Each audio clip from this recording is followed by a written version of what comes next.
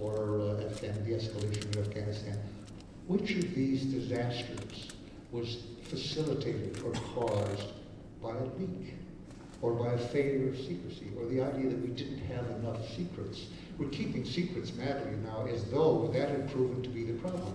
Actually, it hasn't proven to be the problem at all. And the fact is the government keeps its secrets all too well. So are there any secrets that are worth keeping? Yes, absolutely. They're kept, most of them are kept very well indefinitely. Give some examples. Indefinitely. Well, very easily. However, contrary to what I just said, I'll give some examples of secrets that should have been kept, but weren't kept. How about that? In other words, bad leaks. 2 words, Valerie Plame, to start with. A clandestine operator whose work was useful, opposing tracking proliferation of nuclear materials, had to be clandestine, had to be secret, had to be lied about. That was in the national interest for that to happen. And it was a mistake, wrong. In fact, it was illegal. I'll come back to that in a moment. It was illegal for Karl Rove and Scooter Libby and Dick Cheney to release her name as a clandestine operator. In that case, we do have a narrow Official Secrets Act for the identities of clandestine operators. And they were violating all that, although the conditions of that are so rigorous that it's a little hard to prove. Right, but I think there's 2 separate questions here. One is leaking, usually, whoever leaks, or a source, let's say, who's giving you information that they shouldn't be giving you, generally speaking, has an agenda of their own. That's why they're leaking. Whether it's because they think they're going to stop a war, or help stop a war, or assuage their conscience about what they did or participated in. The fact is, from a journalism point of view, we have to look at the motivation of the leaker. Because do we get all the information? The question, though, I was addressing was, sure, are there secrets that should be kept? Yes, her name should have been kept. And there was a case that it was, in fact, leaked, and that was an error. But shouldn't nuclear secrets should be kept? Again, When Lee was able to do just what Bradley Manning did. He downloaded information onto computer drives with unauthorized right in doing it. We still don't know his motives or whether that harmed anything, but yes, that was, he certainly violated regulations. And I am not against, I'm in fact in favor of a law, which we have. We do have a narrow Official Secrets Act, as I'm sure you know, that does cover nuclear design details and nuclear stockpile aspects and so forth. I approve of that. When the Progressive magazine, run by friends of mine, like Irwin Noel, published something they said was, or wanted to publish, a design of a thermonuclear weapon that showed the secret, the Teller-Ulam secret of design of a nuclear weapon, that might make it easier and faster for a middle-sized country like Egypt to get an H-bomb rather than an A-bomb, sooner than otherwise. Those people expected me to testify for them on absolute First Amendment grounds. I said, no, I approve of the law that restrains that information. I don't want that information out. I'm even willing to see an injunction on that point. So that they never, in a way, so there are limits. What? There are limits. Oh, there are secrets that should be secret. A whole other category, finally, is certain communications intelligence things. Again, if we knew, for example, that we had a double agent who was handling all the email for Al-Qaeda and was working for us, basically, the identity of that mole should remain secret. Again, we have a case where we did have a mole, it didn't remain secret, somebody leaked it, and Condoleezza Rice confirmed it, which was a very stupid thing to do. It's hard to imagine how she did that, but that was wrong. Let me just... okay, that's the answer. Okay. I just want to invite folks now to line up if you have any questions that you want to ask anybody. There's 2 microphones over here, and feel free just to get up and I'll call on you. Julian Assange has a different point of view about all this. He has a sense that transparency is absolute, and that actually doesn't. I asked him, do you think there should be no secrets? That there should be total transparency. I asked him that in he said, of course not, that's absurd. But he did with WikiLeaks. He's often described as being in favor of total transparency. That's a mistake, he's not. Yeah. If you leak thousands of documents without reviewing them yourself, right, then you don't know what's in them. Some of it might be the kind of thing you think should be protected. Yeah, yeah. And most of it probably isn't, but some, so, I mean, what burden does that put on the, Well, I think on the leaking source? What's he supposed to do?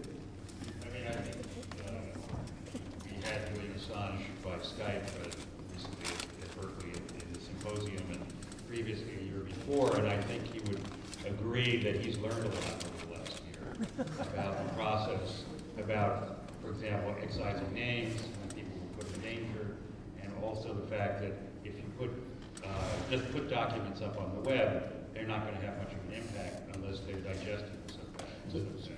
You're referring to that, they've changed their process quite a bit. Right.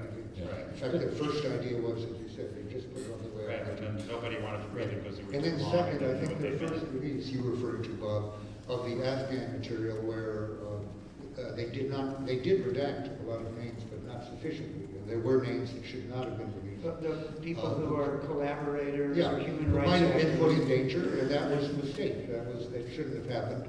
There were people inside WikiLeaks apparently who objected to that. Assange, as I say, is not in favor of total transparency, but he goes a lot further than I would. The things I've said should be secret. I'm not sure he would totally agree on all of those. Bob, We're different. were you trying to get something? Did you want to say something? Or Bob? No. Okay, sorry. Okay, quick question, do you consider Assange a journalist? I mean, is he the same kind of journalist you are? I don't know if there's anybody the same way. I don't know if I wish it. If only there were more. I think he's a new kind of journalist. I think, in reflecting on it, I don't think he's purely just a source. He clearly is not just an intermediary. I'll give an example.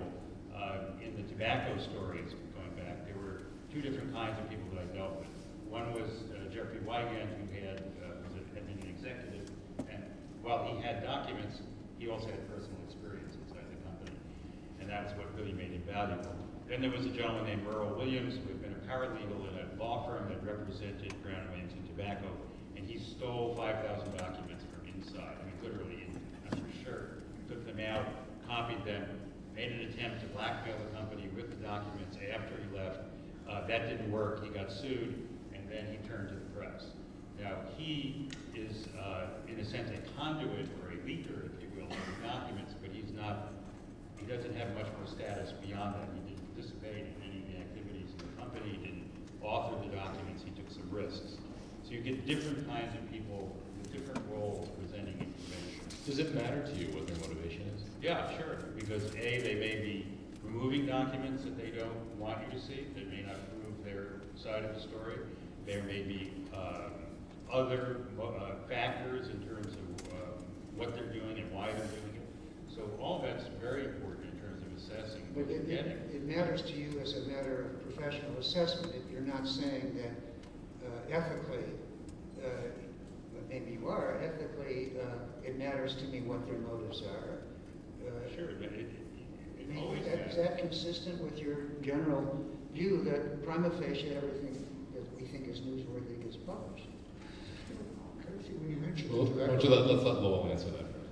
Well, I'm not exactly sure what the question is. I mean, if I meet you and you tell me a bunch of things that you say are secret, Right. I really have You're going to evaluate. I have to evaluate what it Right. is.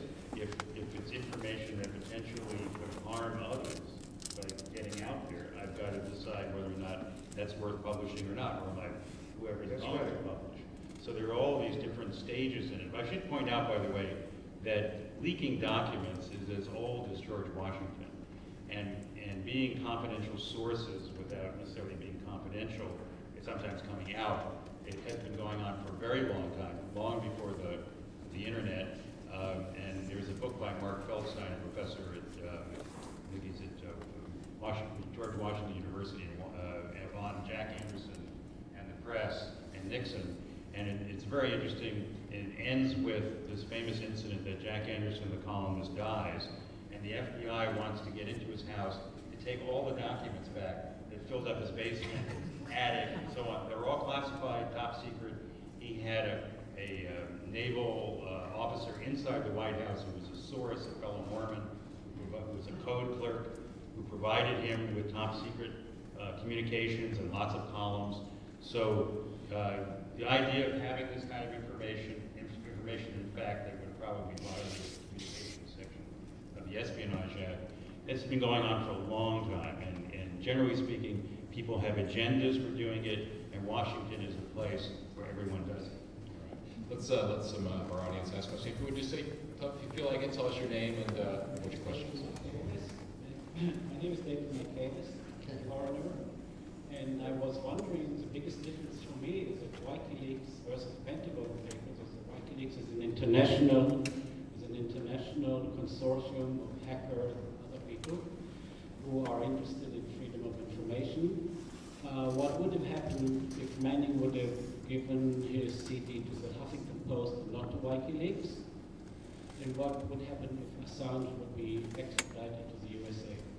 So it's not an American-centric problem as it's... Yeah, so the question is, WikiLeaks is not US-based, so how does US law apply, and in terms of Bradley Manning and also in terms of Julian Assange?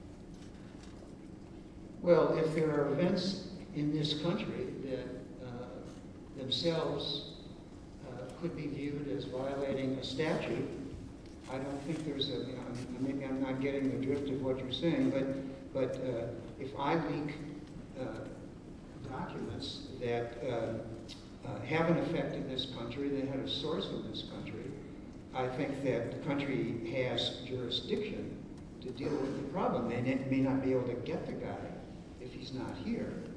And as I think I heard you ask about extradition, it may be that they have to resort to a treaty that may or may not allow them to get the person here in this country. But there's a connection between these leaks and the United States sufficient to give the United States jurisdiction over the behavior if they can get jurisdiction over the person.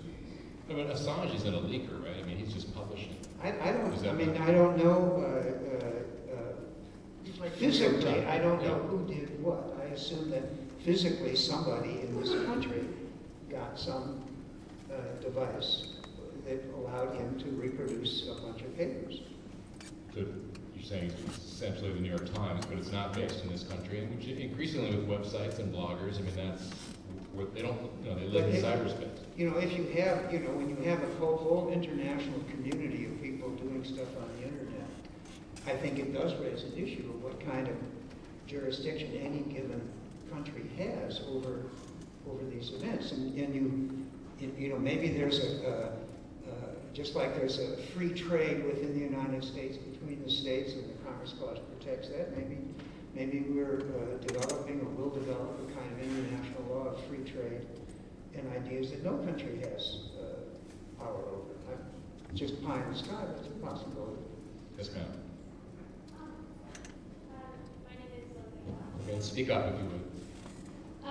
Mr. Ellsberg, you published an open letter to Amazon criticizing them for suppressing information after WikiLeaks came out. What is your realistic understanding of the role that companies like Amazon or PayPal might play in government transparency, and compared to what you'd like to see?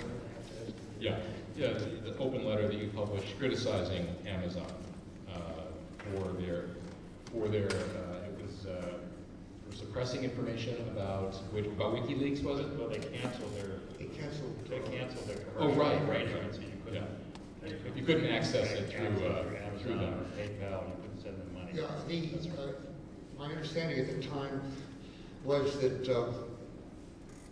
and still is, that in particular under pressure from Senator Lieberman's office, his staff, they just immediately dropped their association with Assange, who, after all, had not been charged with any crime. And what I've been leading up to, in a way, is I really question whether a crime has been committed here in terms of a constitutional law, a law that will be found to be constitutional in this country. But anyway, I thought that was a kind of corporate servility or acting as a partner or a function of the government in suppressing information, a flow of information to the public, which Amazon, of all people, should not be engaged in. So although I was spending a lot of money for me on Amazon every year buying books from them, I cut off